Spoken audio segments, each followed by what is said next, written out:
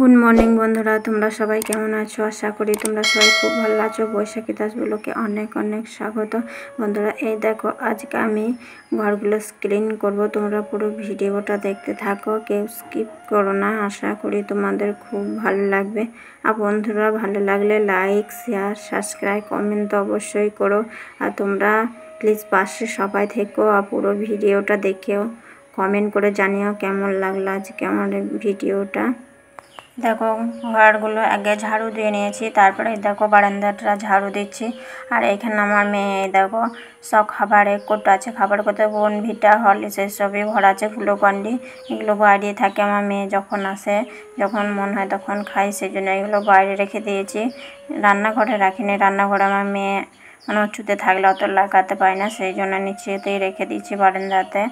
আর এই দেখো আমি ঝাঁট দিয়ে নিচ্ছি। আর বন্ধুরা, এই দেখো আমার ঝাঁট দেওয়া হয়ে গেল। আর আমি চলে এলাম বালতিতে জল নিয়ে লাগাবো, তাই জল পোঁছা দুটোই একসাথে বালতিতে ভরে নিয়ে এলাম। এবার পোঁছাটা ভালোভাবে কেচে নিয়ে নিংড়ে নিচ্ছি।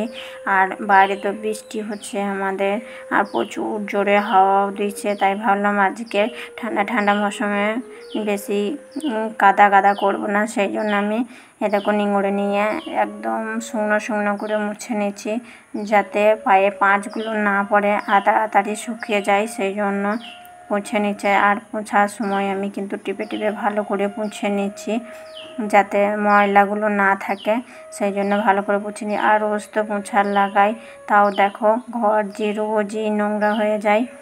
আর বন্ধুরা, এই দেখো ওই পাশে ঘরটা দেখো ইঁদুরে জ্বালাতন করছিল, তাই দেখতে গেলাম। আর দেখছি যে প্রচুর ইঁদুর হয়ে গেছে ঘরটা, কেননা ধানের ঘর তো, সেই জন্য ইঁদুর ছিল। তাই আমি ওইদিকেও একবার সাইডগুলো মুছে দিলাম, ঝাড়ু দিয়েছিলাম, দিয়ে মুছেও নিলাম। আর দিয়ে এই সাইডে দেওয়ালগুলো মুছলাম, দেওয়ালে দেখবে ময়লা জমে থাকে, সেই জন্যে দেওয়ালগুলোও আমি মাঝে মাঝে পরিষ্কার করে নিই, যাতে মোছা দিয়ে ভালো করে ময়লাগুলো নেমে যায়। আর দেওয়ালে সবসময় দেখো টিকটিকে এইসব থাকে, সেই জন্য আমি আবার দেওয়ালগুলো রোজই মুছে নিই। এখন বর্ষার দিন, বুঝতেই পারছো, যেখানে সেখানে সব কিছু জীবাণু থাকবে, সেই জন্য আমি ভালো করে ঘরগুলো ক্লিন করে নিচ্ছি। আর বন্ধুরা, ঘর বাড়ি দেখো পরিষ্কার করলে দেখতেও খুব সুন্দর লাগে। আর আমাদের এই দেখো মেঝেতে লাল কালার দেওয়া আছে, চারি সাইডে কালো। দেখো পোছার পর এটা কি সুন্দর, মানে টকটক করছে কালারটা, আর খুব সুন্দর লাগছে। দেখো চকচক করছে, একদম তেল যেমন সেরকম তেল তেল করছে মেঝেটা। আর বন্ধুরা, এই দেখো আমার এগুলো চারি সাইডে সব পোঁছা লাগানো হয়েছে, কিন্তু ঘরগুলো পোঁছা আগে লাগিয়ে নিয়েছি, তোমাদের দেখাই নাই।